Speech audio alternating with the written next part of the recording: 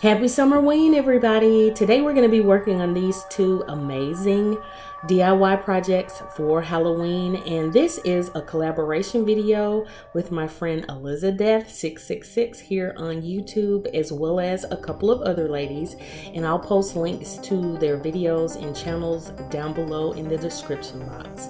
So without further ado, let's get started.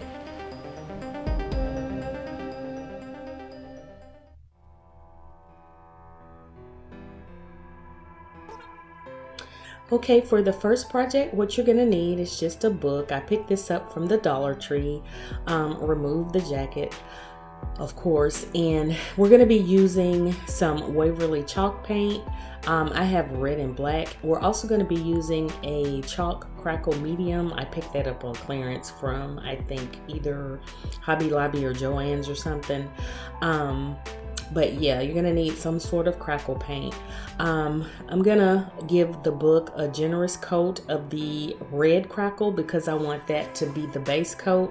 You could use whatever color you want. That's just the fun of the project. Be creative, you know, think outside the box. It is Halloween, so have a little fun with it. But yeah, I'm giving it a nice generous coat. I had to go over it a couple times because either it was the brush I was using. Usually chalk paint will give, you know, a good covering with one coat, but this one took a couple, and it doesn't matter what color the book is. It'll still, you know, turn out fine or turn out the same way. It's just, I think it was the brush that I was using, excuse me, to apply the paint. I usually don't wait for one side to dry. What I do is I just kind of grab the book by the guts, so to speak, and just paint the whole thing and just stand it up on its side and let it dry. I'm making several of these. I'm actually going to be adding these to my Etsy shop. So if you want some spooky Halloween spell books for this upcoming season, I'll link my Etsy shop down below. So look forward to seeing those. They will be up on the site next Friday, I believe. I think I have a schedule for that next Friday. But anyway, yeah. I've enjoyed doing these. It's just been really therapeutic and fun coming up with all types of little spooky props and things like that. But yeah, I'm giving this one a nice coat again of red paint, and then I'm gonna just allow it to dry. I'm super excited to be doing this collab. I know everybody's doing Christmas in July and they're starting their fall videos and everything, but I could not wait to do a Summerween or a Halloween in July, if you will. I'm a huge fan of Halloween. Halloween's like the kickoff to the holiday season, and it's just a fun day where you can just, you know, be anything you want to be. But yeah, so anywho, I'm looking forward to coming up with some more DIY projects for fall and Halloween for you guys. So if you haven't already, hit the subscribe button and the notification bell so you'll be notified when I upload those videos. Okay, so while that's drying, I'm gonna mix up some regular old Elmer's glue all and some water. I kind of wanted to thin it out.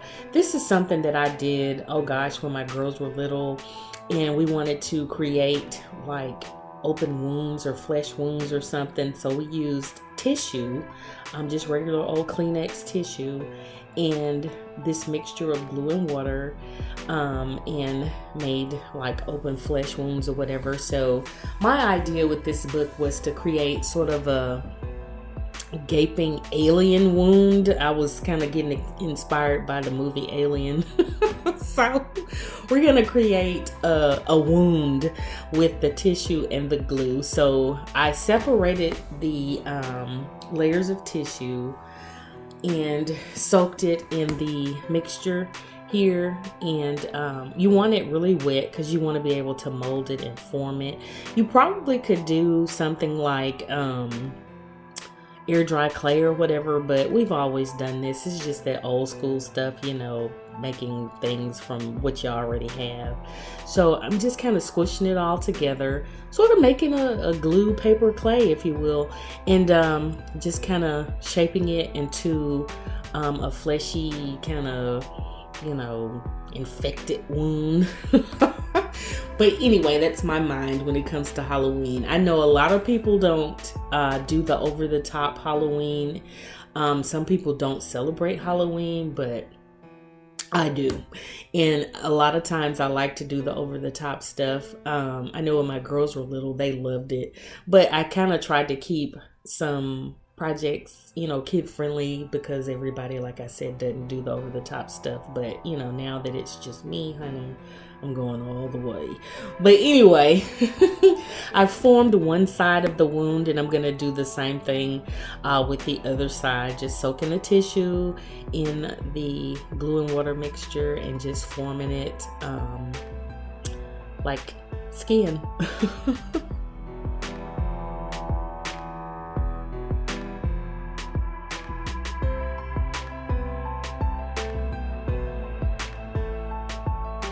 And this is really messy. I probably should have put some gloves on, but that's a part of the fun, getting all messy and sticky, I guess. But anyway, I'm just using my hands to kind of mold it into shape. And once it's dry, it's pretty adhered. You don't have to use any, you know, extra strength, anything or whatever.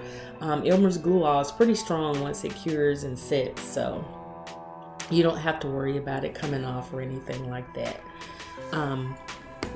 It'll mold and form just fine.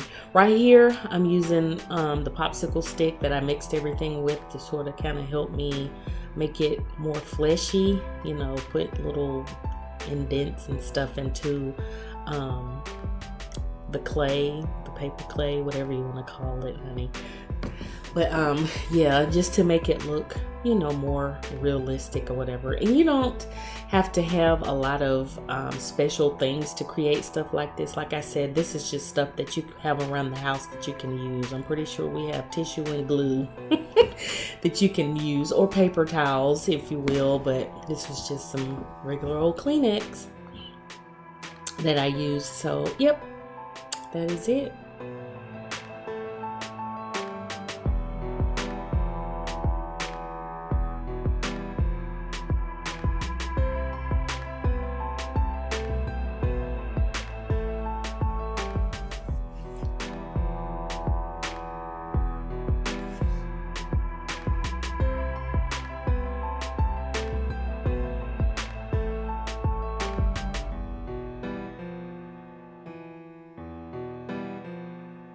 Okay, so now we're going to set that aside and let it dry.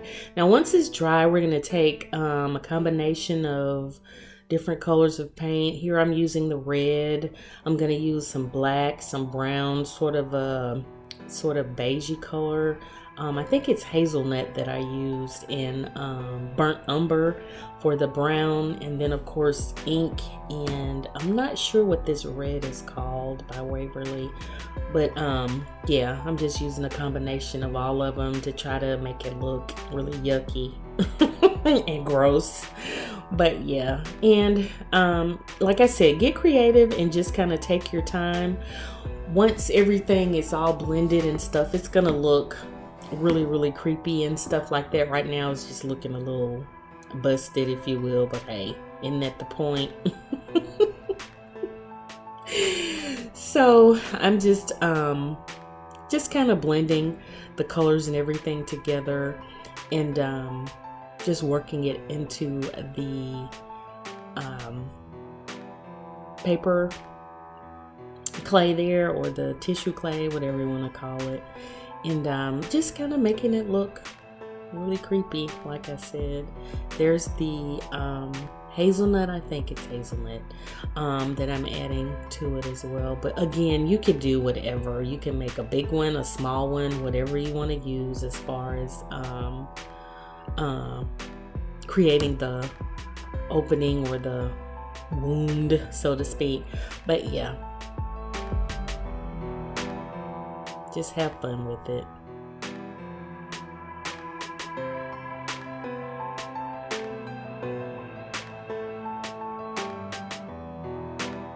And just make sure that you cover up all the white of the paper that we used, so that you know you don't have any awkward looking spots.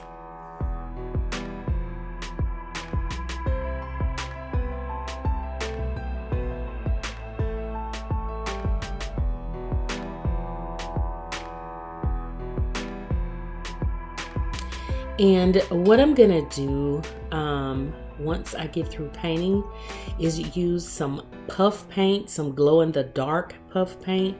And somehow I lost the footage of the puff paint, but if you've ever used it, it comes in a nice little tube and you could use it almost like a pen or a pencil. So I filled in the center of the wound with the glow in the dark paint to make it look like it was festering, so to speak.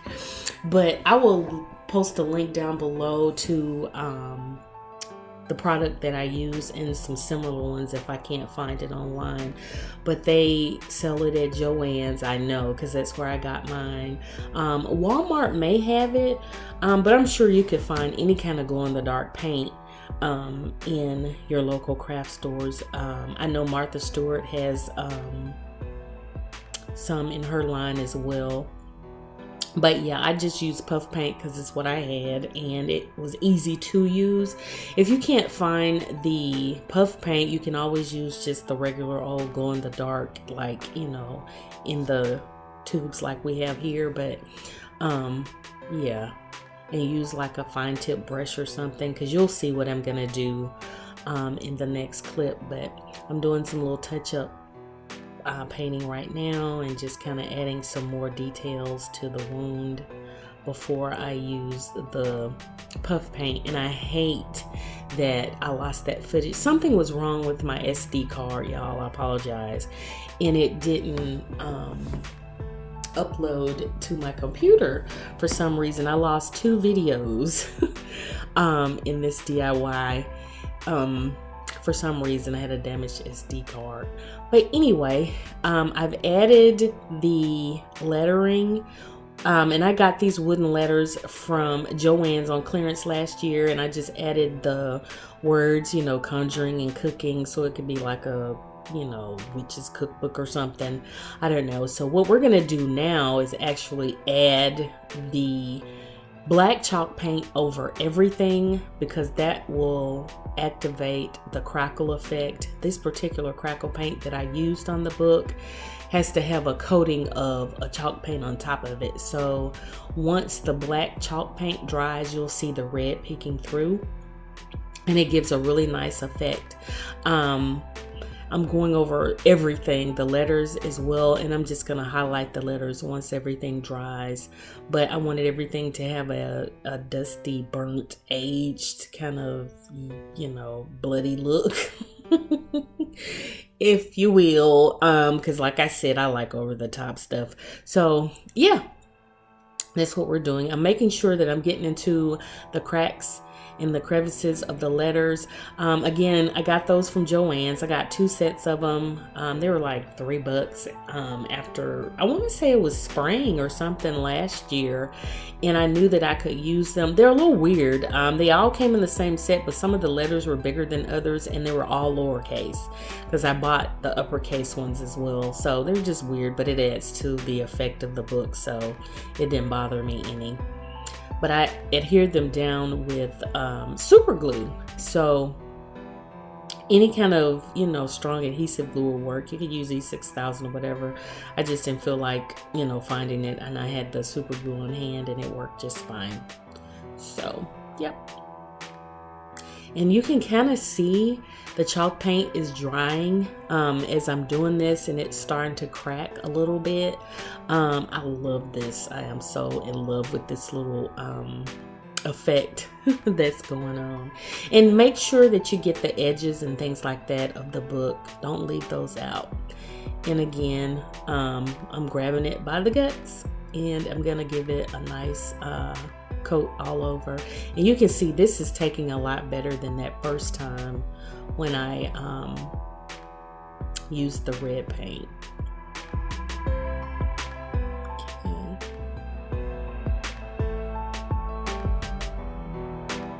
And there I am about to do the glow in the dark, and somehow that footage got lost. And as you can see, there it is added to the wound. And I just took the puff paint and kind of squeezed it in and drew little, I don't know, oozing lines from inside. And now I'm taking some gold metallic paint on my fingers just to highlight conjuring and cooking on the top. And I actually took a little bit of the glow in the dark paint and did the same thing over top of the gold, so it'll give it a really subtle glow in the dark effect when you put it out, you know, under a black light or at night, because it glows really nicely. That puff paint works really nicely even without a black light. But yeah, and there it is, and you can see the crackle effect with the red poking through. I love that.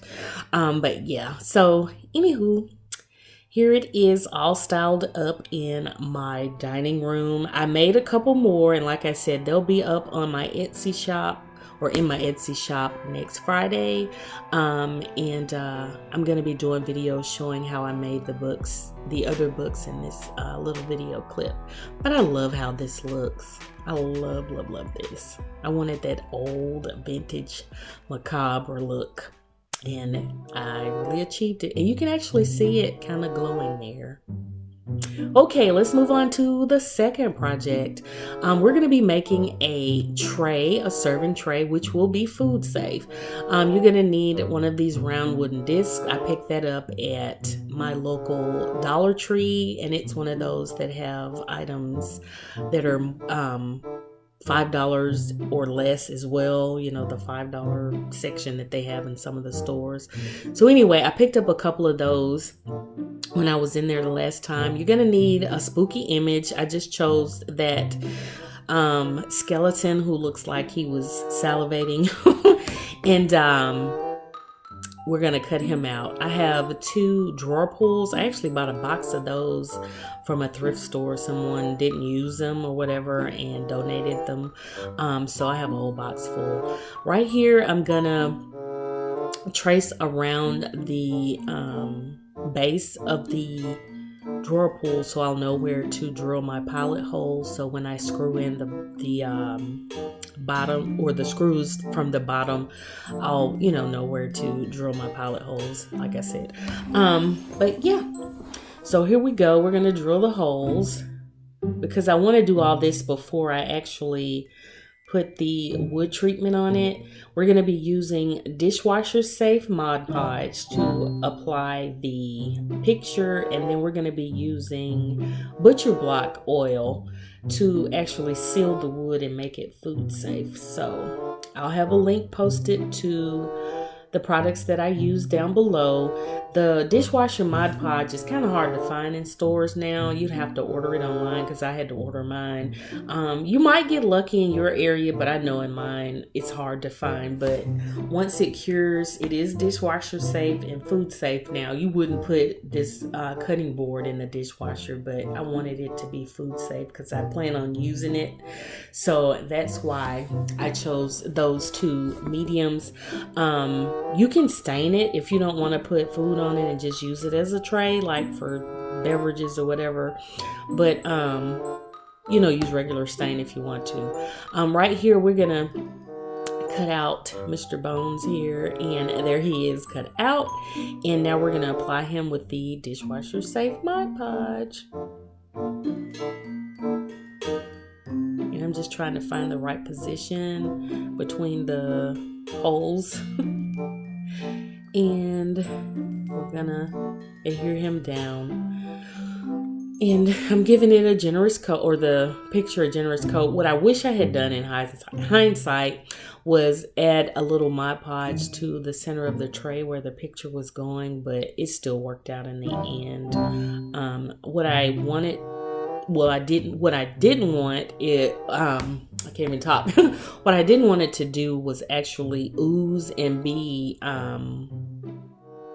overly saturated, because the dishwasher Mod Podge has sort of a sheen to it, and I didn't want that to show underneath the butcher block oil. I just wanted it to seal the picture, and pretty much that's it. And you'll see I'm gonna clean it up around the edges. I just wanted a really good waterproof, food-proof seal of the picture, and then seal the whole thing with the butcher block oil. So you'll see that in a few.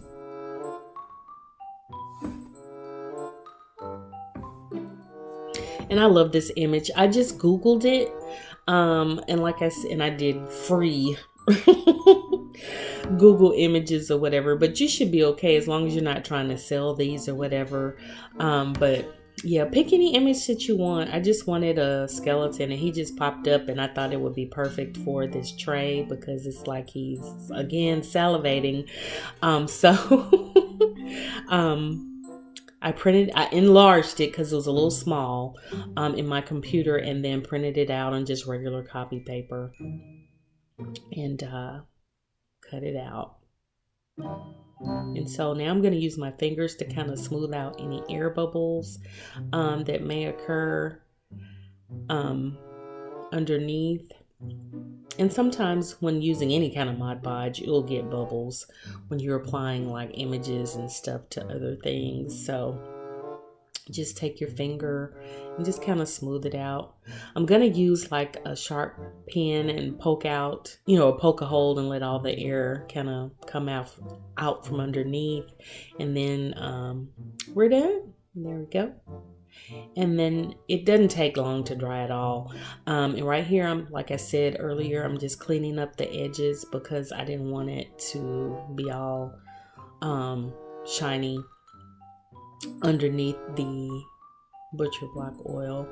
And I got the oil from Home Depot in the painting section, but it's used to seal and treat butcher blocks, bamboo cutting boards, any kind of wooden cutting board.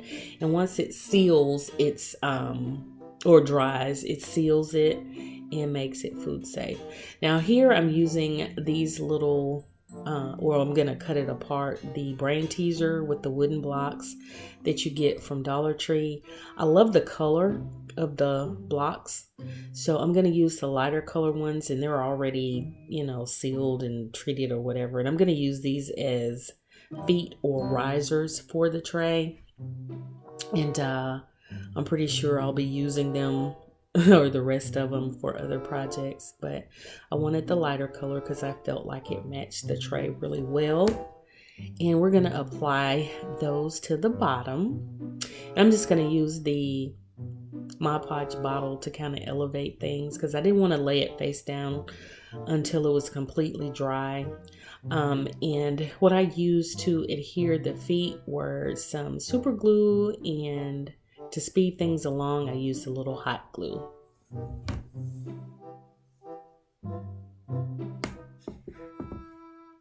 And I'm just using regular old super glue from Dollar Tree. Again, if you wanted to use E6000 or some kind of, stronger adhesive, feel free to do that.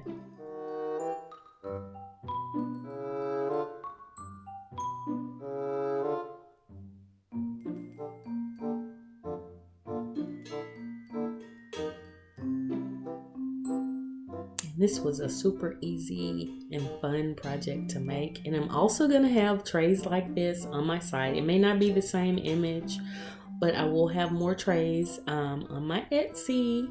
So again, I'll have that link below. And if you want to pick up some for Halloween or the holidays, I will be having some of those available as well. So check that out. I'll do another video and announce and let you guys know what's available. But yeah, check out my shop. I have other items on there as well, so all handmade by me.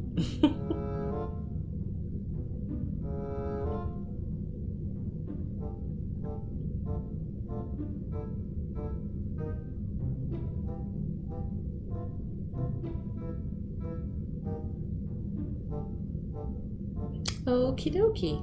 So there we go. We have nice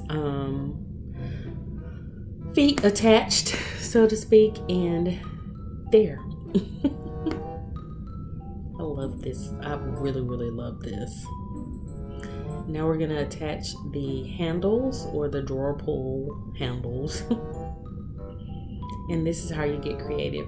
Okay, so here is the butcher block oil, and I'm gonna use one of those sponges that you can pick up in Dollar Tree. It comes in a kit for like cleaning your car or whatever, but it's clean. It's a brand new one, and I like using these to apply like waxes or finishes to projects, because it just does well with coverage and things like that. And as you can see, it's adding a richness to the wood, and you can build it, you know, make it darker. The more you put on, the darker it'll get, because what it does, it penetrates the wood and seals it up. And it takes a minute for it to dry. It gets a little sticky, so you may want to wear gloves until it dries. Once it dries, it's totally fine, but as it dries, it gets a little tacky or a little sticky. But I love it. I love it. I've actually used it on my cutting boards in the kitchen. It's a really good product, but make sure you read the directions. But yeah.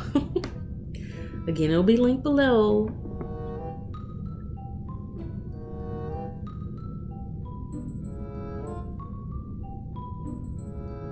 And be sure again to get the edges. And I actually turned it upside down and did the whole thing.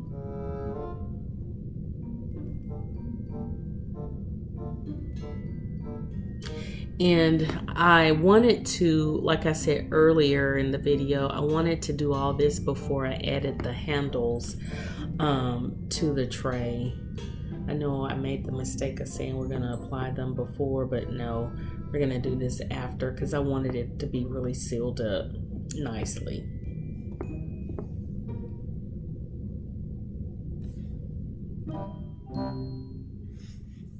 But I love that sponge. It comes with like 2 of those yellow sponges and then 2 blue ones. And again, you find it in the automotive section in Dollar Tree. So there we go. And yeah, now we'll apply the handles.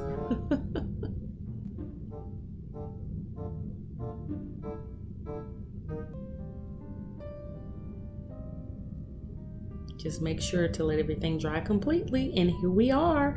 I love this, and I love how it's like he's looking at those 2 shot glasses and salivating. But yeah, a really, really awesome tray and products that I've used. I really enjoyed doing this collaboration, and again, all the video links to everyone else's channels and videos will be below. And thank you guys so much for watching, and happy Summerween. Bye.